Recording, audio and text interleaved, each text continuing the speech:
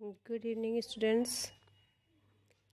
कल हमारा टॉपिक हिंदी भाषा में कंप्यूटर प्रौद्योगिकी के अंतर्गत सोशल मीडिया पर हिंदी लेखन कौशल था, जो 6th यूनिट के अंतर्गत आता था। ये टॉपिक सब हमारे कंप्लीट हो गए हैं। आज हमारी नई यूनिट स्टार्ट हो रही है, 7th यूनिट हिंदी भाषा और ई शिक्षण। इसमें आपको टॉपिक पढ़ने हैं इंटरनेट पर उपलब्ध पत्र पत्रिकाएँ, इंटरनेट पर उपलब्ध दृश्य श्रव्य सामग्री, ब्लॉग, फेसबुक पेज, ई पुस्तकालय सामग्री, सरकारी तथा गैर सरकारी चैनल जैसे ज्ञान दर्शन, ई पाठशाला, स्वयं मोक्ष आदि। नेक्स्ट टॉपिक इसमें पढ़ना है पॉडकास्ट और आभासी कक्षाएं।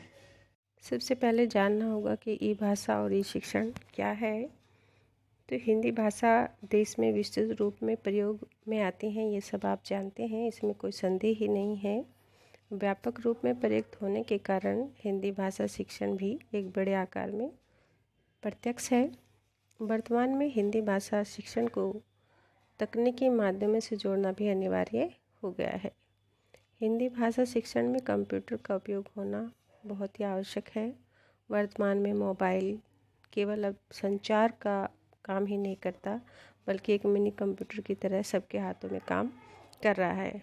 कंप्यूटर और मोबाइल डिजिटल माध्यम है।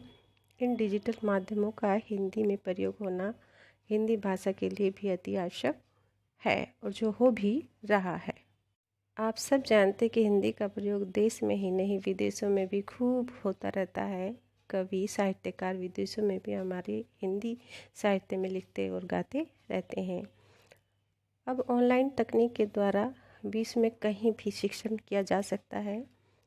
इंटरनेट और इलेक्ट्रॉनिक सामग्री द्वारा शिक्षण और अधिगम अर्थात शिक्षा देना और शिक्षा ग्रहण करना अथवा शिक्षा प्राप्त करना ही ई लर्निंग ई शिक्षण कहलाता है।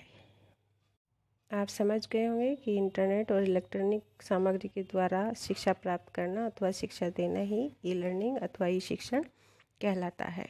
विश्व में प्रमुख भाषाओं में सभी प्रमुख विषयों में ई लर्निंग की सामग्री प्राप्त हो रही है। हिंदी भाषा भी इस क्षेत्र में लगातार आगे बढ़ रही है, इसमें कोई संदेह नहीं है। ई शिक्षा के समानार्थक शब्दों के रूप में आप ले सकते हैं सीबीटी। सीबीटी मतलब कंप्यूटर आधारित प्रशिक्षा, आईबीटी इंटरनेट आधारित प्रशिक्षा, या डब्ल्यूबीटी वेब आधारित शिक्षा जैसे संक्षिप्त शब्द रूपों का प्रयोग भी किया जा सकता है। ई शिक्षण परिभाषा एवं स्वरूप भी आप थोड़ा समझ लीजिए। ई शिक्षा के विभिन्न रूप हैं, जिसमें वेब आधारित लर्निंग, मोबाइल आधारित लर्निंग या कंप्यूटर आधारित लर्निंग और वर्चुअल क्लासरूम शामिल हैं। आज से जब कई वर्ष पहले ई शिक्षा की अवधारणा सामने आई थी, ई शिक्षा के बारे में लोगों ने जाना था, तो इसके प्रति लोगों की भावनाएं सहज नहीं थी, परंतु समय के साथ ई शिक्षा ने संपूर्ण शैक्षिक व्यवस्था में अपना स्थान बना लिया है। ई लर्निंग एक आधुनिक तकनीकी शब्द है, जिसमें ई का प्रयोग इलेक्ट्रॉनिक के लिए किया गया है तथा लर्निंग का अर्थ है अधिगम अथवा सीखना, शिक्षा प्राप्त करना। अतः इलेक्ट्रॉनिक माध्यमों का प्रयोग करते हुए की जाने वाली लर्निंग ई लर्निंग कहलाती है। भारत सरकार के इलेक्ट्रॉनिक और सूचना प्रौद्योगिकी मंत्रालय की वेबसाइट पर भी कहा गया है, इसे आप परिभाषा कह सकते हैं, ई लर्निंग शैक्षिक उपकरणों और संचार माध्यमों का उपयोग करके शिक्षा प्रदान करने के लिए MEIVI द्वारा पहचाने जाने वाले प्रमुख क्षेत्रों में से एक है। यह सूचना संचार प्रौद्योगिकियों द्वारा सुगम और समर्थित शिक्षण है। इसका व्यापक उद्देश्य ई लर्निंग को बढ़ावा देने के लिए उपकरणों और प्रौद्योगिकियों का विकास करना है। संचार और सूचना प्रणालियों का उपयोग करते हुए ज्ञान प्राप्त करने की प्रक्रिया ही ई लर्निंग है, ये आप समझ गए होंगे। इलेक्ट्रॉनिक माध्यमों का किसी भी प्रकार से प्रयोग करते हुए किया जाने वाला ज्ञानार्जन ई लर्निंग है। आज ई लर्निंग एक सर्वाधिक उभरता हुआ व्यापक क्षेत्र है। इसके अंतर्गत इंटरनेट के माध्यम से शिक्षण अथवा शिक्षण सामग्री से ज्ञान का अर्जन, कंप्यूटर पर विभिन्न शिक्षण सॉफ्टवेयरों से ज्ञानार्जन, स्मार्टफोन पर शिक्षण ऐप्स का प्रयोग, आभासी कक्षा, ऑडियो विजुअल सामग्री का प्रयोग, ये सभी इसके अंतर्गत आ जाते हैं। ई शिक्षा दो प्रकार की होती है, दो भागों में से बांटा जा सकता है, सिंक्रोनस और एसिंक्रोनस। अब सिंक्रोनस क्या होता है? सिंक्रोनस से तात्पर्य है एक ही समय में अर्थात विद्यार्थी और शिक्षक अलग अलग स्थानों से एक दूसरे से शैक्षिक संवाद करते हैं। इस तरह से किसी विषय को सीखने पर विद्यार्थी अपने प्रश्नों का तत्काल उत्तर प्राप्त कर सकता है, जिससे उनके उस विषय से संबंधित संदेह दूर हो जाते हैं। सिंक्रोनस ई शैक्षिक व्यवस्था के कुछ उदाहरणों में ऑडियो और वीडियो कॉन्फ्रेंसिंग, लाइव चैट तथा वर्चुअल क्लासरूम शामिल है। अनसिंक्रोनस शैक्षिक व्यवस्था से तात्पर्य है एक समय में नहीं, अर्थात यहाँ विद्यार्थी और शिक्षक के बीच वास्तविक समय में शैक्षिक संवाद करने का कोई विकल्प नहीं है, आपस में इनका संवाद नहीं होता। इस व्यवस्था में पाठ्यक्रम से संबंधित जानकारी जो है पहले से ही उपलब्ध होती है। उदाहरण के लिए वेब आधारित अध्ययन, जिसमें विद्यार्थी किसी online course, blog, website, e books इत्यादि की मदद से शिक्षा प्राप्त कर लेता है, अर्थात वो इंटरनेट पर पहले से ही उपलब्ध रहती है।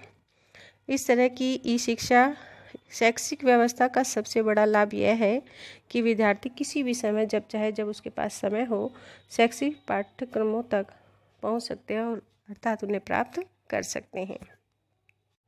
ई शिक्षा भारत में भी प्रचलित है। ई शिक्षा को बढ़ावा देने के लिए सरकार ने विभिन्न ई लर्निंग कार्यक्रमों का समर्थन किया है। इलेक्ट्रॉनिक्स और सूचना प्रौद्योगिकी मंत्रालय से बढ़ावा देने के लिए पूरी तरह से सक्रिय है और तकनीकों को समय समय पर विकसित करने पर बल देता रहता है।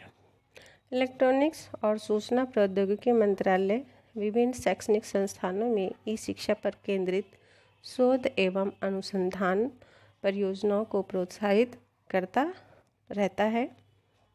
ई शिक्षण की कुछ विशेषताएं हैं। ई शिक्षा की सबसे बड़ी विशेषता है कि छात्र अपनी सुविधा के अनुसार किसी भी समय कहीं भी अपना शैक्षिक कार्य पूरा कर सकता है। शैक्षिक व्यवस्था में उसे समय और स्थान का कोई नियंत्रण उस पर नहीं होता। ई शिक्षा के माध्यम से छात्र वेब आधारित शिक्षण सामग्री को अनिश्चित काल तक के लिए प्राप्त कर सकते हैं, यानी कि उसकी समय की कोई बाउंडेशन नहीं है और उसे देखकर, सुनकर बार बार समझ सकते हैं। ई शिक्षा के माध्यम से पढ़ाई करना बहुत ही मितव्ययी है अथवा उसमें खर्च नहीं होता, कम खर्च होता है, क्योंकि छात्रों को जो है पुस्तकें और कोई भी अन्य सामग्री के लिए वहाँ पैसा खर्च करना नहीं पड़ता। ई शिक्षा पर्यावरण की दृष्टि से भी बहुत लाभकारी है, क्योंकि यहाँ जानकारी को पुस्तक के बजाय वेब आधारित ऐप या पोर्टल पर ही स्टोर किया जाता है। ई शिक्षा इंटरनेट और कंप्यूटर कौशल का ज्ञान विकसित करता है, जो विद्यार्थियों को अपने जीवन और करियर के क्षेत्र में आगे बढ़ने में मदद करता है। ई शिक्षा के माध्यम से छात्र जो है नई नई चीज़ें सीखते हैं और कंप्यूटर का ज्ञान प्राप्त करते हैं। लेकिन कुछ चुनौतियां भी हैं ई शिक्षण की, जैसे उसमें अनुशासन नहीं होता और अच्छे संगठनात्मक कौशल का भी अभाव विद्यार्थियों में रहता है, क्योंकि क्लास की तो और ही बात होती है। छात्र बिना किसी शिक्षक और सहपाठियों के काम करता है, जब उसका मन करता है तो करता है, नहीं करता तो नहीं करता है। वह कभी कभी बहुत ही अकेला महसूस करता है, कई बार वो अवसाद से पीड़ित भी हो जाता है। दोषपूर्ण इंटरनेट कनेक्शन या पुराने कंप्यूटर के द्वारा भी बच्चों को बड़ी परेशानियों को झेलना पड़ता है। भारत में बेहतर इंटरनेट कनेक्टिविटी का कुछ अभाव गाँव में तो रहता ही है। इंटरनेट की कम गति से भी इसमें बड़ी परेशानियां छात्रों को देखने में आती हैं। आभासी कक्षा कक्ष अथवा वर्चुअल क्लासरूम में प्रैक्टिकल या लैब कार्य करना मुश्किल होता है। प्रैक्टिकल जो प्रत्यक्ष होता है वो अलग बात होती है, और जो कंप्यूटर माध्यम से देखा जाता है उसमें बहुत ही भिन्नताएं रहती हैं। ये सब इसमें चुनौतियां हैं। आज का हमारा टॉपिक यही था, हिंदी भाषा और ई शिक्षण। मुझे लगता है कि आपको ये समझ में आ गया होगा। कल हमारा टॉपिक रहेगा इंटरनेट पर उपलब्ध पत्र पत्रिकाएं।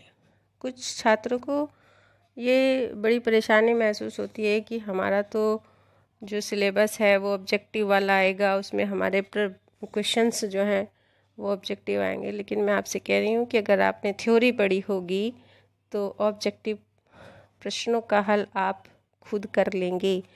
तो पहले आपको किसी भी टॉपिक का ज्ञान होना अनिवार्य है।